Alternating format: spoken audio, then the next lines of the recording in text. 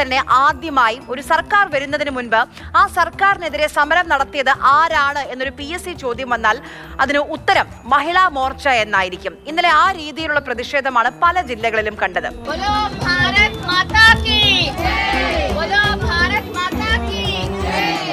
നോക്കൂ, മന്ത്രിസഭയായിട്ടില്ല, MLA-മാർ സത്യപ്രതിജ്ഞ ചെയ്തിട്ടില്ല, മന്ത്രിമാർ ആരാണെന്നറിയില്ല, മുഖ്യമന്ത്രി പോലും സത്യപ്രതിജ്ഞ ചെയ്തിട്ടില്ല.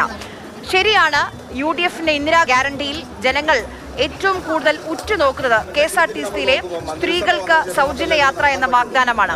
ആ വാഗ്ദാനം ചെയ്തു എന്ന് പറഞ്ഞ് KSRTC ബസ്സിൽ കയറി സമരം ചെയ്യുന്ന മഹിളാ മോർച്ച പ്രവർത്തകരെയാണ് നമ്മൾ ഈ കാണുന്നത്.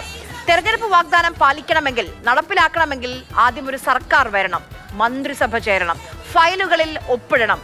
എന്ത് രാഷ്ട്രീയ നാടകമാണ് ശരിക്കും നമ്മൾ ഇന്നലെ കണ്ടത്?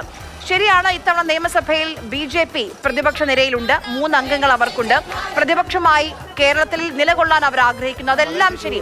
പക്ഷേ ഒരു ബസ്സിൽ ഒരു വനിതാ കണ്ടക്ടർ ഉണ്ട്, അവർ ചോദിക്കുന്നുണ്ട് ഞാൻ എന്ത് ചെയ്യണം? കാരണം ഒരു ഉത്തരവായിട്ട് അവരുടെ മുന്നിലേക്ക് ഒരു ഓർഡറും വന്നിട്ടില്ല. അപ്പം എങ്ങനെയാണ് ഇവർക്ക് ഫ്രീ ടിക്കറ്റ് ആ വനിതാ കണ്ടക്ടർ കൊടുക്കുക? അപ്പം പ്രതിഷേധമാകാം, സമരമാകാം, ആദ്യമൊന്ന് സർക്കാർ വരട്ടെ, അതിനൊന്ന് ക്ഷമിക്കും.